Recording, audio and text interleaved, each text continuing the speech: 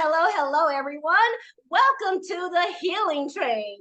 I am your host, your conductor, or your coach, whichever you choose. I am Bevon Squires, and today we are sponsored by Spirit Source Connection. Spirit Source Connection is an organization, and we believe that we are multidimensional spiritual beings and that we have a mind, body, and soul, and that we need to heal so that we can align ourselves, all of those components aligned and moving in the same direction. Okay. But today we are here because it is the healing train. And as you know, on the healing train, this is where ordinary people come and talk about their extraordinary stories of achievement. We talk about the trauma that led to the triumph. We talk about the struggle that led to the success, the ups and downs, the twists and turns. We're going to talk about all of that today with our passenger, Miss Nycole Rose of Sharon, if you will. And so, Nycole, can you please come on today and just say hello to the people? Hi. Um, how are you guys? How are you guys doing? Great to be here. I'm glad to be one of the guests on the show today. Thank you so much. And so, Nycole, she's very shy, but I tell you what, she packs a mighty punch. Her story is definitely going to inspire you today. She's got transparency, vulnerability, and authenticity to bring to the table today. And as you know, I wrote a book, and the book is called The Energy Harvest, a spiritual model for the enhancement of your life. It's a four-phase healing process that we're going to talk about today with Miss Nycole. And we're going to talk to her about identifying the trauma that she may have had in her life. Now, of course, trauma comes in different shapes, sizes. There's a different trauma for as different as we are as individuals. And so don't worry if your trauma doesn't sound like the trauma that she's speaking about, because there's always going to be some similarities in the way that you feel. And so we're going to talk today about identifying trauma patterns in your life. I didn't know I had been traumatized. I just knew that for some reason I couldn't achieve my goals. I was good at school, I was good at making good grades, but I could never make it in on curfew. I could never escape the consequences of my behavior. And I just didn't understand what was going on with me until later on in my life. I realized that these were trauma patterns set up in my life based on the low self esteem that I had. But that was a long time ago, baby. So today, we're now going to move on in here and talk to Miss Nycole and see about how the trauma that she experienced in her life.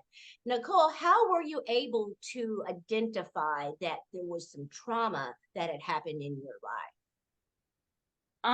My trauma, like most people's, happened early on in age.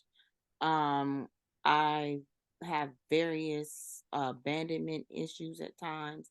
I've had various self-esteem, self-confidence, um, just because of how I came into this world. A lot of people, and till this very day, still believe I shouldn't be here because of how.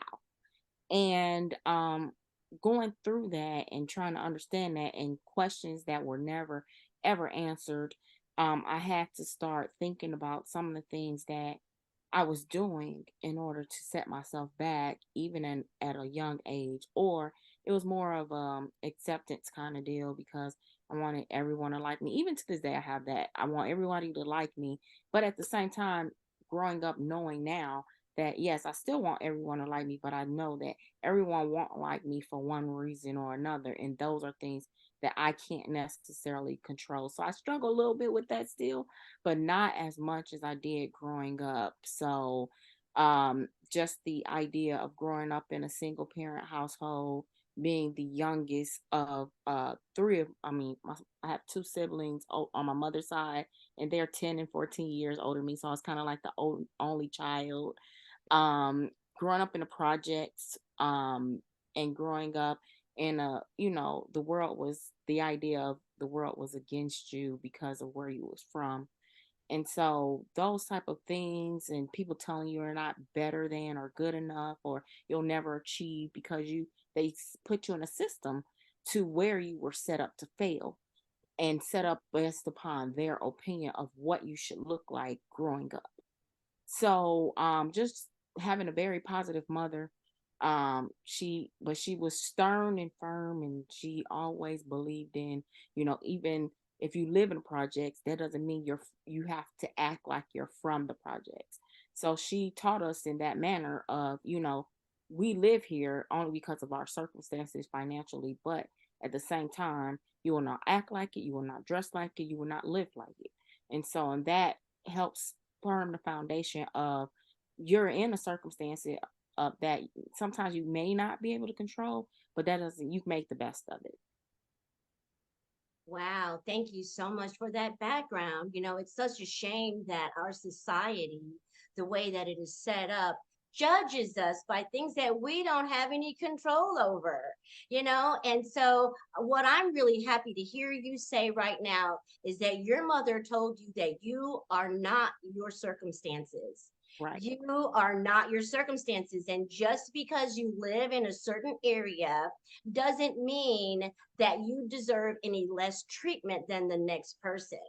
I can imagine there was a lot of shame going on growing up, in that type of a situation. There And was a lot so, of shame, yes, definitely shamed, and some other things that went took place that again, no control over as a child. And the idea of, back in the day when things happened, bad things happened, no one discussed them. They just happened. And you weren't supposed to say anything. You're supposed to move on. You're supposed to just act as if it never happened and keep going and push stronger to do the unimaginable.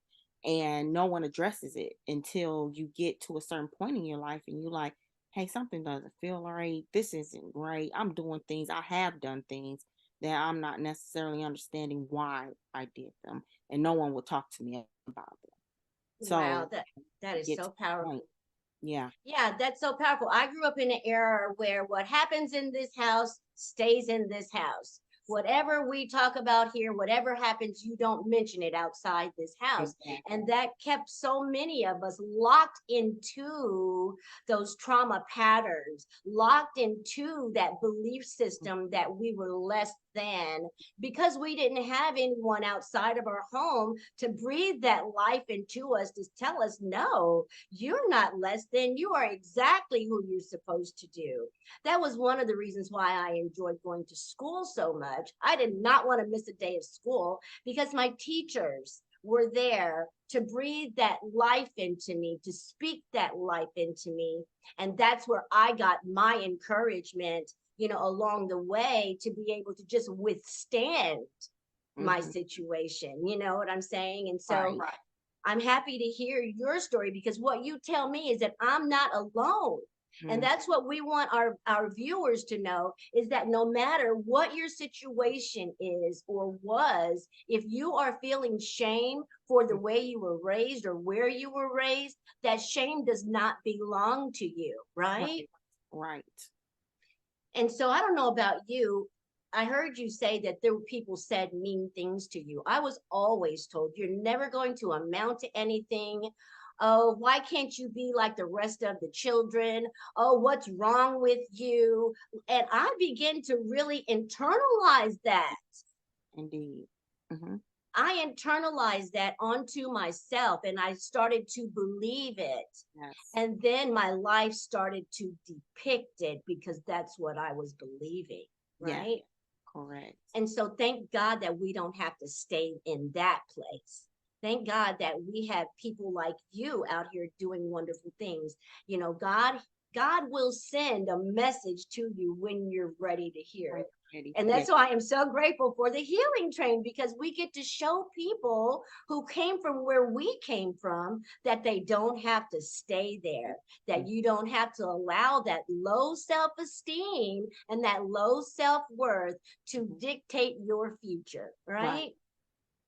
Although it's a struggle getting It's a from struggle. that to a healthy thought process, Mhm. but there are all kinds of things and opportunities, people, therapists, maybe, maybe church, Mhm. the Sunday school teacher, maybe there's someone somewhere that was always available to Mhm. breathe that life into us. Now, as we move on through this process here, Nycole, I want to ask you, who and what were the people, places, or things in your life that set you up for success? As we move into the set portion of the workbook, we Mhm. talk about what's available to us as tools and as mentors, therapists, what's available to us to Mhm. help us change that Mhm. way of thinking, to help us undo all that damage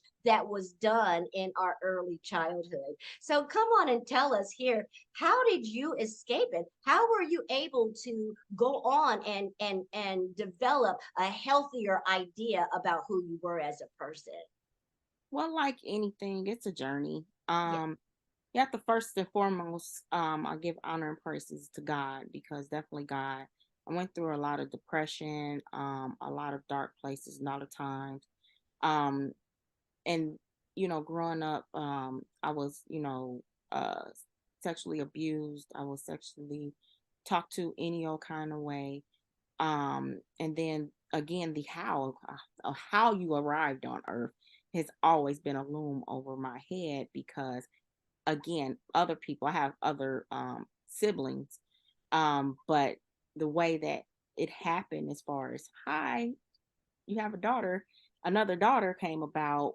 um they are not as accepting still to this day of how. And again, I'm old enough to realize and know that, and especially in this journey that I'm on now, to realize that God already written the story. He knew why, he knew how, he knew what was needed. He needed me to be a testimony. He needed me to show the strength. He needed me to do certain things. Now, I'm not to say that it's not easy, it's not hard. It's just that in each phase of it, you go through and you find different people to help you along the way. I had my son at a very young age. Well, not young, I was an adult. I was 21, in college, freshman in college, and trying to do what I was told I was supposed to do. I was told you were going to college. I was told you're going to do this. Well, I went to college, but not on my own merit. And I went because I was trying to please my mother, because she said you had to. And so I did. I went and, wanted to please my mom, but I told her in the process, which this goes back to some of that lingering self hate and self confidence. I don't, and I still kind of have a problem with my name. My name is spelled the way it's spelled. However, I told my mother I didn't want to be that person anymore. I'm going, if I can't figure out a way, I'm going to change the way my name is pronunciated. So my mother calls me, well, my late mother called me Nycole. But when I moved, I changed what I thought it was a new fresh start. I changed the pronunciation of my name. So people, started calling me this, and I was fine with that, because to me, in my head, I'm not that old person anymore. I'm a new person trying to learn a new life and a new way of going about it. So again, I moved forward, went to college, had my son at a young age at 21, and I had to become an adult fast. I had to understand that, okay, I don't want my son to hardly experience some of the things that I experienced. I don't want him to have the self-esteem that I had. I don't want him to do any of the things that I had to live. Even though, don't quote me, don't get me wrong when I say this, is that I really truly believe now I'm very proud of where I come from. But it was a growth. It was something that I had to realize. And I got involved. My very best friend, we met the very first day we got to Indianapolis. She's from South Bend. I'm from East Chicago. And we've been thick as thieves ever since. She's very encouraging. She helps me. She said, let's go to this church. Now, she wasn't a church body. I grew up in the church, but I stopped going. And she got me to go back to church. And we got very involved in church and grew relationships there, and grew some very profound friendships. And when I say friendships, I'm not saying like go hang out kind of friendships. I'm talking about friendships. These four particular friends in particular, we grew closer to. They were praying friends. They were friends that motivate you. These are friends that won't talk about you behind your back. These are friends that help you come to lights with a lot of different things because of the positive impact. So traveling along those lines, I started realizing that I still feel kind of weird. And I had some, issues with my son's father, and I had some issues with some other stuff and my father that I was estranged to. I started going to counseling. I started reaching out, and I started realizing that, I don't have to keep all of this inside. So I've been in counseling off and on throughout my adult years, especially when I feel that small chance of going backwards, I will hurry up and try to find someone else to help me release those burdens. During later on in late life, when I was doing counseling, maybe about 8 years ago, maybe I went to a counselor, and she said, you got PST, and I was like, TD, I was like, mm. And she's like, yeah, you do. You need to probably try this other therapy, not realizing that I had that symptom because, and the symptom, and she was absolutely right. The symptom, I always had this flashback when things start to go gloom. I had the flashback when I was a child, not of being molested or any of those things, of my dad passing me on the street as if I was no one. He didn't even acknowledge me. And anytime anything went bad in my life as an adult, I always had that flashback. Mm. So I ended up working through that process for about a couple years.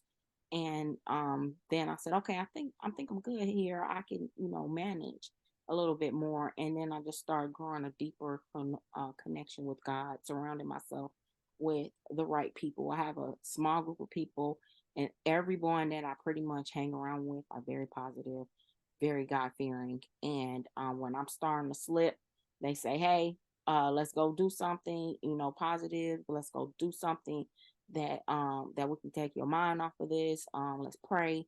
You want to fast, any of those things. They're there. I can call on any one of them, and pretty much, the group, the adult village, as I call it, comes together and, lift me up some. The other inspiring thing as a teenager that I remember, um, I was growing up, I always had a mean mug on my face, and people were like, people really thought I was really mean. I was to a certain degree because I just didn't want anybody messing with me. But my uncle, as a senior, my uncle told me, you know what, you got this nice smile. You should really smile. And from that point on, I didn't realize I had a beautiful smile. I didn't think I had a beautiful smile. I had no idea. I'm just like, I'm a frown in everything unless I'm made to smile. And from that point on, something clicked and said, oh, you should smile more. And that inspired me to show my pearls and my whites. And um, even if I was going through bad times, I still had that, that thought that my uncle put in my head. So it's all about, surrounding yourself around the right people at the right time.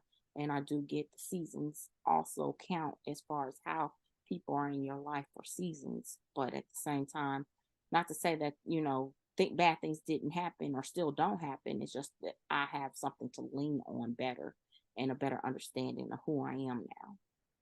Wow, that is so wonderful, Nycole. I was really identifying with your story. You had me over here crying Oh, because I was identifying with your story, and I know that there's a little girl out there who's always wanted the love of her father that mhm. is listening to your story today. And she's going to see how even though you didn't have that, you were still able to make it. But let Even me though, say this. Let me say okay, this. Years later, my mom passed when I was 35 years old. okay. Um, and she was the strong force. And I had my sister, my brother-in-law was a very strong male model in my life. He taught me how to drive. He walked me down the aisle. He did a lot of different things that my father wasn't there for. He was significantly older than me, and he had a son. And he treated me like his daughter. I Oh, had wow. that, but it still wasn't the same because you still want your daddy. But fast forward about 37-ish, maybe 36, right after my mom passed, he reached out, my dad reached out to me. Ooh. And it took a while, it took a long while. It still has some residual, but at the same time, to this very day, we have grown our relationship. He calls me, I call him. He just called me the other day, make sure that I was going to be on the road to his house for 4th of July. He's very instrumental in my life, and our relationship has grown significantly. I couldn't have never imagined. Even to the tune to some of my siblings, like I was saying earlier, some of them still don't like, but there are a couple that I know that I can call at any time and they'll call me.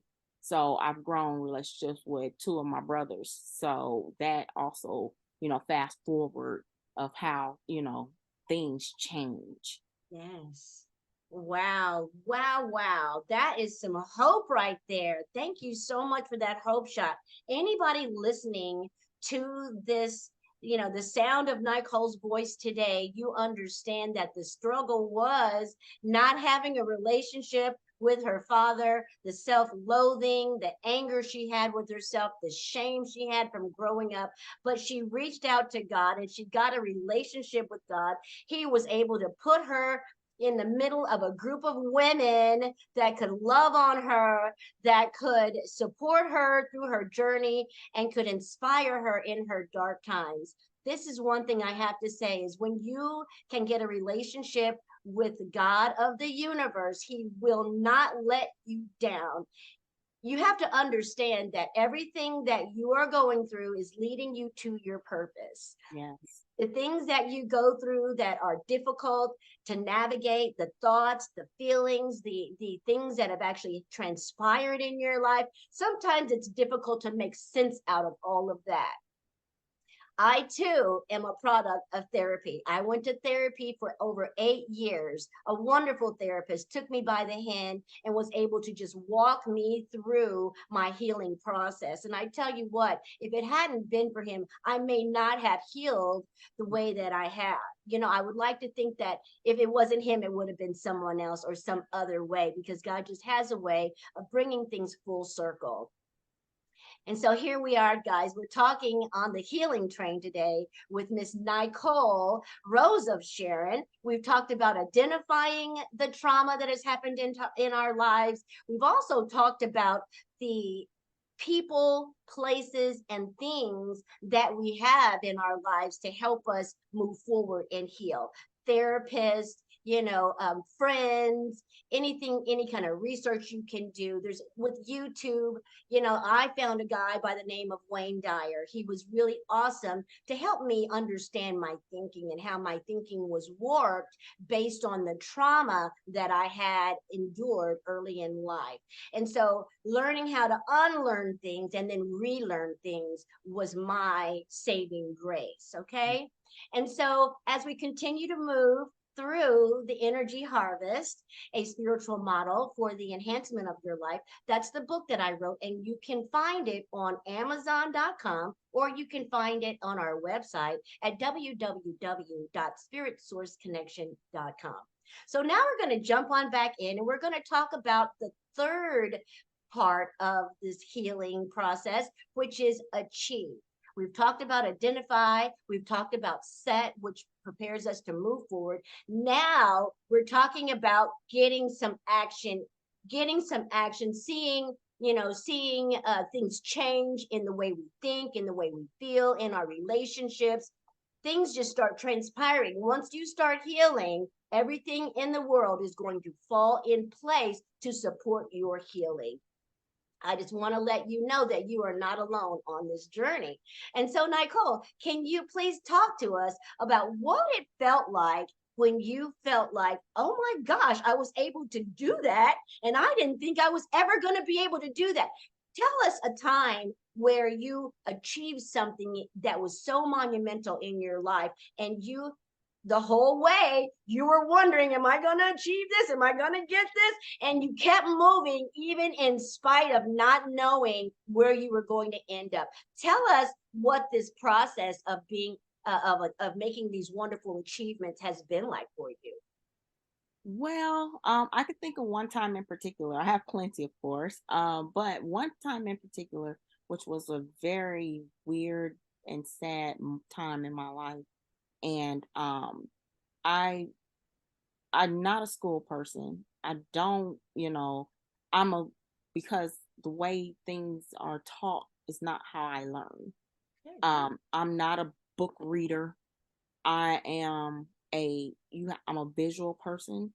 I see things, I can achieve them, I can understand them very much to extent to where I can overachieve them. Whereas sitting down, reading a book. So I wasn't a great student in school.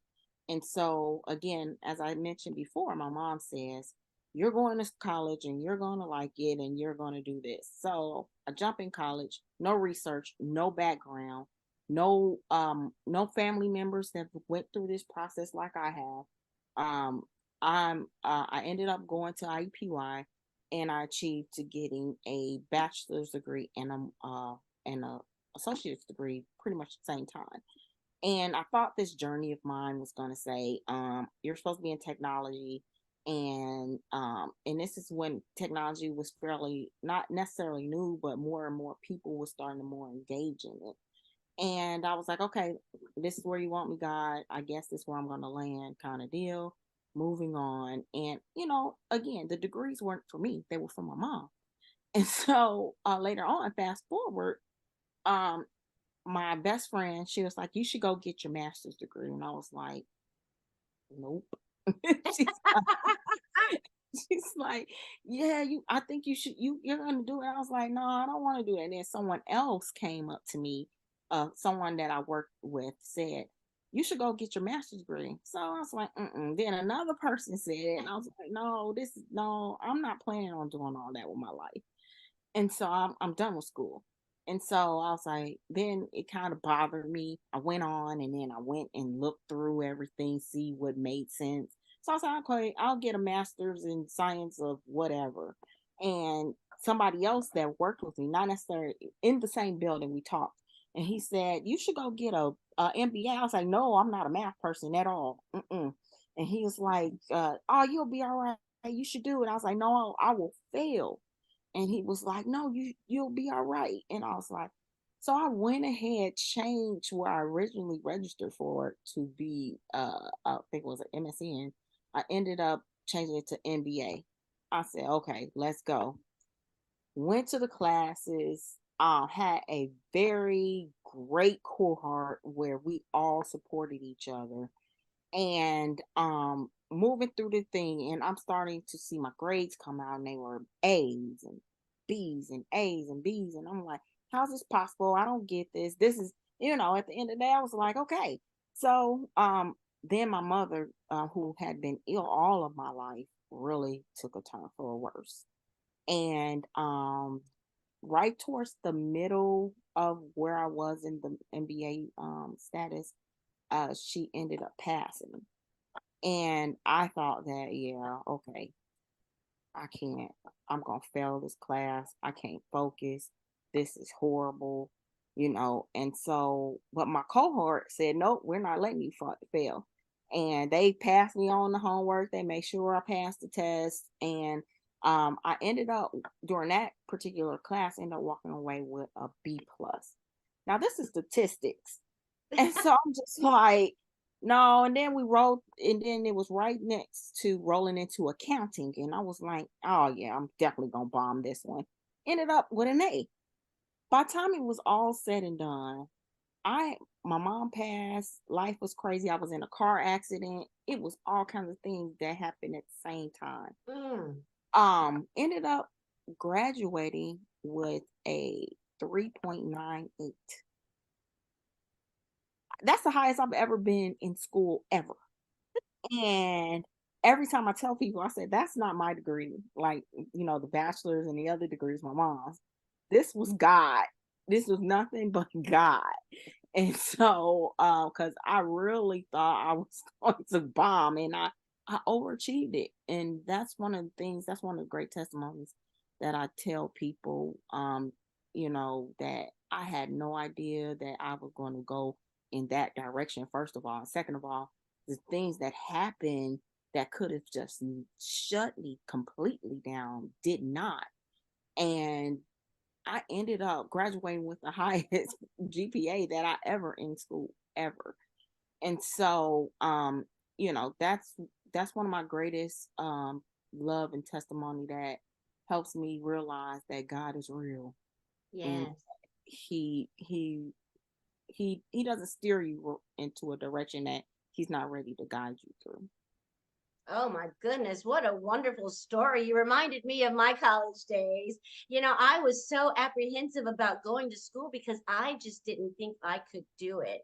I had Mhm. abused my mind and myself so much for years that I was afraid that I just didn't have any brain cells left. Right. I just wasn't sure that they were going to be firing enough to Mhm. actually go to college. Maybe enough to have a regular mediocre life, but not to go to college and achieve big things. Mhm. Well, I was wrong, just like you were wrong, right? Mhm. You achieved an MBA, and that math did not have power over you. Those Mhm. statistics, that accounting, baby, Mhm. I know. I was there with you. I was there. I had a tutor, my brother, who was an accounting major. Oh Mhm. my goodness, we became really best friends during that time because it was always, every time I did my homework, I had to have him on speed dial to help That me through my accounting. Thank you, brother. I appreciate you and I love you. I get that. I am so enjoying your conversation today. You guys, Nicole is doing such a wonderful job just being transparent and just talking to us about her story. She told us about how she grew up, in a lesser, seemingly lesser way of life than most people. She told us how her father, was not there for her, but God sent her brother to be there to give her all of the things that her father didn't, so she wouldn't do without. Well, my story, what I have come to understand is that I don't always know where I am going to be fed. I do Mm. not know who or where God is going to bring the blessing. It might come from someplace totally different than I would have expected it to come, but it always comes. He always, like you said, he's not going to leave us or lead us into a direction that he has not already prepared for us. And as he prepares us for that direction, everything just comes together. Well, Now, we've talked about the identifying the trauma. We've talked about being prepared through school and therapy and church and friends and support systems. We've talked about achieving success that we didn't think we could achieve through school. Now, I know, Nycole, you have a business. She's really shy about talking about this, but this is the point where I am going to ask you to talk about your achievements, talk about the extraordinary achievements that have come from all this hard won experience. All of this trials, all of the struggles have led you to this wonderful place. I don't know if you guys know, but get ready. She's going to tell you all about it. Oh, but before we go there, I want to tell you, I started working with Nycole in an organization back in 2010, I believe it was. And I was just so in awe of her. I thought, oh my God, here is this woman of color, this African American queen here holding her own with a technology degree. She's out here helping young people learn about technology. She's giving back in the community. Oh my God, she was all the things that I dreamed of that I wanted to be. You were a vision of hope for me. I don't know if you know that, oh, but I have admired you ever since then, and I have been watching you, and it gives me so much great pleasure to have you tell people what is going on now. thank you. I didn't know that. Yeah, a lot of time has passed, and again, the journey I'm on now, I wouldn't never ever thought that I would ever be doing something like this. Given that, like I said earlier, at the time, my passion was technology, Yes. and my passion, and still my passion, is mentorship and helping young minority females gain better access to things that aren't normally given to us right away or normally even mentioned, and showing them that there are ways to achieve that. So at this present time, I'm owner and operator and founder of Rosa Sharon's All Naturals sea moss and more.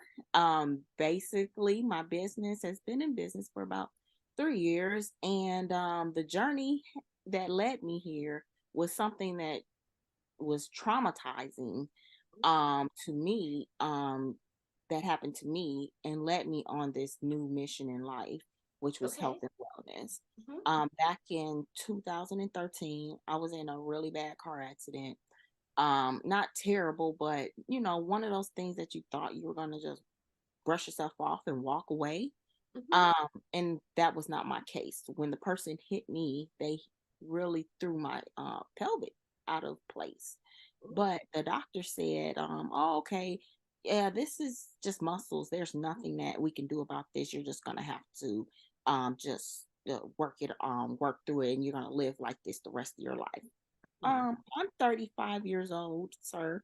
I cannot live like this. I have things to do. And that the doctor that they sent me to was he had no bedside manners. And Mm. imagine someone telling you at 35 that you won't be able to walk up straight and you're going to be in constant pain all of your life, and Mm. there's nothing you can do about it. And so and it took a toll on me. And so what happened is that later on they were trying to treat it with medication, and the medication was not doing what the medication should do, because we all know it has all these side effects and all Yes. these things. So the medication at that time, I was working out, I was losing weight right before in that midst of that car accident, and then boom, life changed. So they put me on all this medication where the medication made me worse. It caused migraines. It caused me to have muscle spasms. It caused Mm. me to have heavy weight loss. And on all of that, my hair was falling out Oh my. tremendously. And so just going with their saying, okay, I'm going to take this medicine, I'm just steadily gaining weight. And I just got to the point, again, depression. And one day I went to a beautician who was going to braid my hair, and she said, hey, your hair is falling out, you need to get on sea moss. And I was just like, what's sea moss? No, I don't think so. And so she's like, no, seriously. And she told me all about it, and I was like, okay, I'll research it. And I ended up making some, and I said, I can't do this every day, it's disgusting. Yeah, there's anything, nothing else out here. She's like, no. So I stopped. I tried to force feed myself for about a week, and Mhm. I said, nope, I cannot do this any longer. So I stopped for about a year. Went back to her, and she said, your hair's still falling out, you need to get back on CMOS. And I was just like, hey, if I'm gonna do this, I'm gonna figure out how to flavor this. Okay. And so I did, and the word got out. And then keep in mind, this was during the pandemic, and CMOS was starting to make traction in the Midwest. CMOS has been around for a very long time, but we just didn't know about it. And so people found out I was making it, and then they found out I was flavoring it. And I was like, and the word it spread so fast that the business pretty much dropped in my lap. And so I had to figure out a name. I had to figure out things that I need to do. I had to figure out shipping. I had to figure out. It was to the point where people were from Northwest Indiana traveling down to my home to get batches of sea moss to take it back to Northwest Indiana. And so, and again, word just grew and grew and grew. And that's how the business started. So I am known for naturally flavoring sea moss, and with various flavors and various styles and varieties. My business has the gels, which pretty much people know about mostly, but it also has drinks. And then I just start to do more research about CMOS and inflammation and things of that nature. And I start making body butters, I start making scrubs, pain cream, all of that. And prior to all of this, I asked God, I said, God, I want to be in business. I want to own my own business. I just don't know what I want to do. And so someone came around my way and was like trying to get me to sell the press on nail kind of deals with the gel nails. And I tried to do that. I was like, no, that's someone else's dream. I don't want to do that. And then my Okay. nephew came along. He was trying to get me on life insurance, trying to get me to sell life insurance. I was like, nope, I don't have personality for this. And then the sea moss happened. I was like, okay, well, maybe this is God's. I always say God, we all say this, God has a sense of humor. And so I was like, okay, maybe this is it. And lo and behold, 3 years This, later, I love it. I love making sea moss. I love the testimonies behind it. Um, the people ask me for magic solutions, and I tell them I don't have any because one thing is that with along with that, I don't just sell products. I make them, and mostly I make them selfishly for myself. And what I mean, I'm struggling with something, so I'm like, okay, I'm trying to figure out how I can not struggle anymore. And so the sea moss actually helped me lose 30 pounds, and not just because I was, sitting around eating sea moss. I was sitting around, the sea moss gave me energy, and the energy from it made me get up, and I was out there actively working out and changing my eating habits, changing my mindset, changing the way I was thinking about things. Prior to that, the doctor was like, you're almost you're pre-diabetic. And I was like, nope, you can't take my sugar away. I'm gotta figure this out.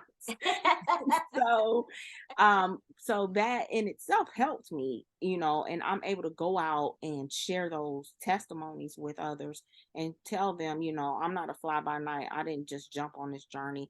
I am a direct result of the journey, and also my goal, because I've always had the passion. My mom, like I said, my mom was sick most of my life. I always wanted to be able to find different alternative ways of helping someone who is suffering. So my motto is, I am the voice of those who are suffering in silence. So, and with my products, I want to be able to shout that out, not only to, get people to understand and realize that this is a great product, but also to get them to realize that, yeah, only because they told us that this was the end and this is the only way, it's not true. There are alternatives to that, and you just have to go about it a different way. So that's the basics of my business. I also specialize in mushrooms, and I'm getting more and more into that as well. So I have chaga and now lion's mane, and so those particular mushrooms help with a lot of different ailments. As far as if you need a booster, chaga by itself has naturally caffeinated, so it's not anything in addition. So you can toss that coffee, you can toss that tea and drink chaga and get kind of the same results. So those are some of the things that I have going on now that I enjoy doing and learning more about. Oh my goodness, what a remarkable story. Guys, did you hear that? Did you hear how it all came about?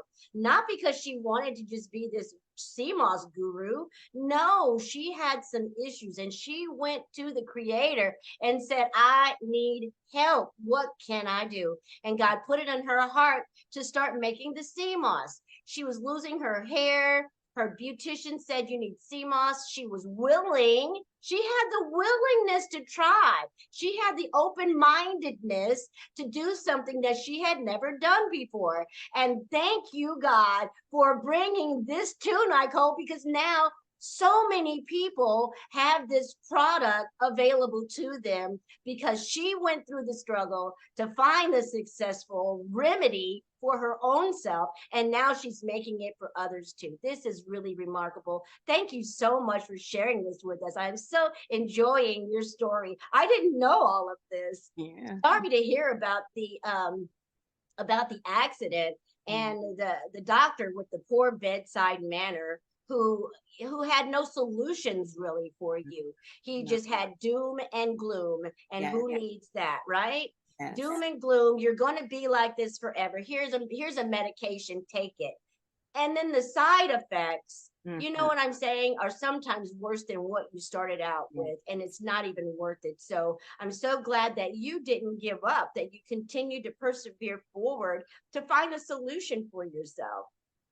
That is so awesome. And of course, I know you all are out there. You are in various stages of your journey. Some of you have been to this place, and some of you have yet to get to this place. But I want to tell you, you are not alone. Wherever you are on your journey, whether you're identifying the trauma, whether you're trying to set yourself up for success with trying to find people, places, and things to support you, or whether you have already achieved, you are definitely on the journey. And I'm so happy to be on this journey with you. And so here we're going to continue to move now. We're going to start talking about sustaining the success. Once you've achieved the success, now you have to sustain it. And a lot of times that can be a really fearful thing for people. Oh, I don't want to be successful because how am I going to sustain it? Oh my God, I don't want people to know I can do this because then what are they going to want? And so I want you to not hold yourself back because you are afraid to move forward. Because, like Nycole said, God already had it prepared for her. All she had to do was continue to walk forward. And so now I would like to know, Nycole, and I'm sure everyone would like to know, how do you sustain your new mindset? How do you sustain your new healthy self esteem? How do you sustain your positive attitude? How do you sustain your success in all of those areas? Because we know as a multidimensional spiritual being, you have many components and you have achieved success in all of them, the mind, the body, and the spirit. And so now we want to know, how do you sustain the healing? How do you sustain the success? It's still a journey. I'm not going to say that everything is fine in every area. It is not. Life is always lifing, as they say. And sometimes you're ready and sometimes you're not. And experience teaches you a lot. And I learn. I don't like, for me, if something is hot, I'm generally not going to go back and retouch just to see. I'm going to believe that it was hot and I'm going to figure out how I can overcome it. Um, as far as cannot even speak right now. Sustainability, there it is. Um, I definitely have a relationship with God. I definitely pray. I definitely, if I'm in the doom and gloom, I reach out to my friends and I'm strong enough to say, hey, I can't handle this on my own. I need help.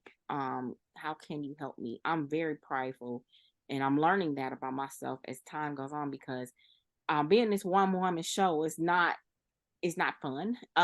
It's exciting. It can be exciting, but sometimes you need to extend that, SOS to people and let them know it's like, hey, I may make it look good, but on the outside looking in, it's not good in here. So can you please help me? And most people know when I ask for help, it took a lot for me to ask for help. Especially because I'm always wanting to perceive that I have it going on and all together. And that's not realistic. And I get that. And growing and learning and understanding that you have to be vulnerable sometimes and you have to be willing to accept the help, even if the help doesn't come the way you expect it to. God will show you ways of humbling you. Um, just recently, I started this entrepreneurship thing full time, not by choice. It was getting to the point where it's choice, but not necessarily. He threw me out there, but he didn't throw me out there without a life vest. He threw me out there because he knew if I just stayed the way I was going to stay, I was not going to achieve what I needed to achieve. And I realized that. So my friends, my sisters, my siblings, my family, very supportive, just telling me to keep my head up, trying to stay away from people with not a vision, or not or just stuck in their own mentality and ways. That has been something I've been learning too, because even though it wasn't right for them doesn't mean that it's not right for you. And even though their journey was like this, doesn't mean your journey is going to be the same. And just learning to understand that it didn't work in the way they wanted to work doesn't mean it's not going to work the way, because we all have our own paths. So I've been trying to unlearn, if you will, the whole listen to what everybody has to say or adding too much opinion about my life to people. I always want to be accountable. I always want people to hold me accountable when I'm right and if I'm wrong. But at the same time, I have to ask God for discernment to understand who's right and who's wrong and who I'm going to listen to and who I shouldn't be listening to. Because sometimes we're people, we're emotional beings. So sometimes people don't always give the right advice at the right time. And they might be thinking of another situation that had nothing to do with you, but they wanted to put that on you, and then that's your burden to bear, and you're feeling some kind of way because you didn't listen to them or you didn't do it the way they said do it when it was not about you at all. So that's the whole mental thing that I've been trying to overcome nowadays, especially nowadays, just to keep myself in the right mind frame with the right people and the right atmosphere. If it sounds like it's going to be messy, I'm going the other way. If you sound like you're going to have havoc on my life, or you trying to put your problems onto my make it on my plate, uh-uh. I'm learning that I cannot be all things to all people.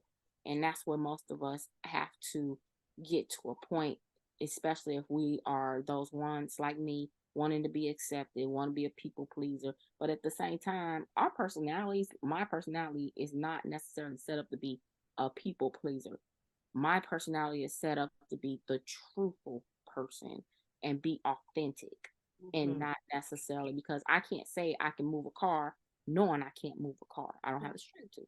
That's not my wheelhouse. But at the same time, God has allowed me to understand my strengths and my weaknesses. And as I grow, I'm understanding them a lot more and understanding what I can and cannot do. And I'm understanding the word no, even though it still hurts. Being a baby girl and hearing and people way older than you always giving you what you want. I was, grew up spoiled.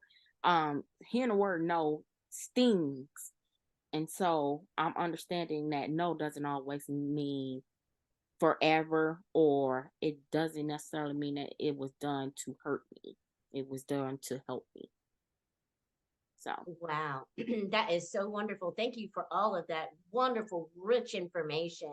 Nycole is just telling us, how she's had to really take stock of the relationship she has with her God, of her understanding, and use her discernment, which is a spiritual gift that we have.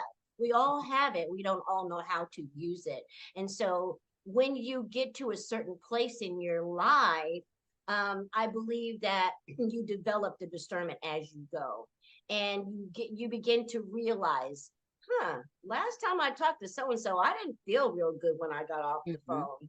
I mhm, think I will think about that before I talk to so and so again. mhm, Making sure that you have boundaries, making sure that you are protecting your energy, because energy is transferable, mhm, and people will bring their bad energy to you, maybe sometimes not even realizing what they're doing.